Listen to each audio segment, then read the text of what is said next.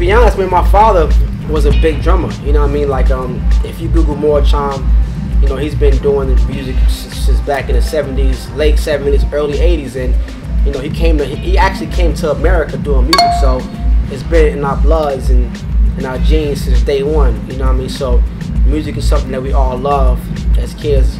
To be honest, man, you know, I wasn't gonna go there because I never really had a job, right? I always been independent, so I didn't really feel that I had to go work for anybody. But I sat down and I thought about it, and I was like, you know what? Me going into the building would give me an opportunity to learn the corporate structure, and also to be able to work with guys like Kanye West and the Rihannas and, you know, the Jeezys. You know what I mean? Because Jeezy was my homeboy since day one. You know, I actually gave Jeezy Soul Survivor. You know what I mean? So like, it was actually written for another artist. I'm not gonna say his name because he's gonna be mad that I didn't give him the record. But at the time, once again, Akon was doing songs in France and Europe, and he was so far gone, he didn't even know who Jeezy was. But I did, because I was obviously, like, you know, in the streets and 112 and stuff like that. So when I walked into the studio, I'm like, yo, who are you giving this song to? And he was like, such and such. I'm like, nah, you need to get this to Jeezy. And he was like, who's Jeezy? And I'm like, he's the hottest up and coming artist in Atlanta. And he was like, for real? Let me hear some records. So I played him, you know, all the records. I played him with drum mixtape that they did back in the day. And he was like, yeah, this dude's hard. And he was like, you know what? Yeah, give it to him. Like, so that's how we got cool. I gave him his biggest record of his career. You know what I mean? But that's my man. But it worked out for him, and it became a big record. But it also worked out for Akon, because it gave the fans the opportunity to know who Akon was on the urban scene. So it worked out for everybody, man. It was a blessing. But working with Ye, man, it was like boot camp. You know what I mean? Like, that was my first real project, my first real album, to where, you know, I was up in the studio from like 6 in the morning to like 6 the next morning, because he doesn't sleep and he's never satisfied with okay. He always wants to push the limit and push the envelope. So, you know, I learned a lot working with Jay and Ye and Wash It Throne, man. And well, she came through from a friend of ours by the name of Red One. And obviously, if anybody does music, he's one of the biggest producers in the game.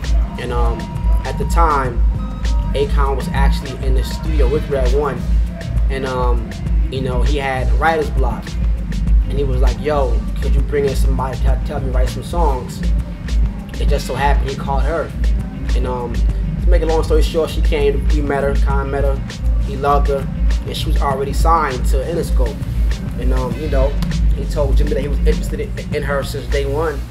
And at the time, she was signed, but she didn't really have no real backing. Like, she was just on the label. So Khan went, hollered at Jimmy, and said, yo, you got this girl called Lady Gaga assigned to you that I want to be a part of her project.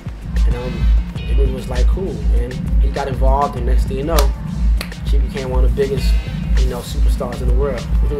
I think that when you think of Convict and you think of MMG, you know, in no disrespect to those guys, I mean, I think Ross did an incredible job with building a brand from nothing and building a brand like Warner that wasn't really on the scene from an urban standpoint, and he went over there and really made a movement.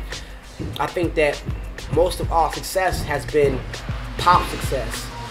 Like, you know, Lady Gaga is pop. Like, Akon is really a pop artist. Akon is not really an urban artist. So I think that people don't really identify with us being an urban brand, even though we black people. But our music is, like, Akon does shows in Africa.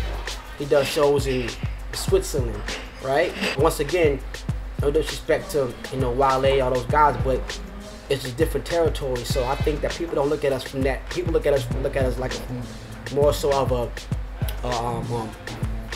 Universal, or more so of a Sony. They don't look at us like, they don't compare the two, because it's not really urban to them. So I think that's why when you think of, like, people think of brands like, you know, like you said, MMG or Cash Money or the DTPs and the CTEs, they don't look at us in that realm because we don't really do urban music like how they do it. You know what I mean? So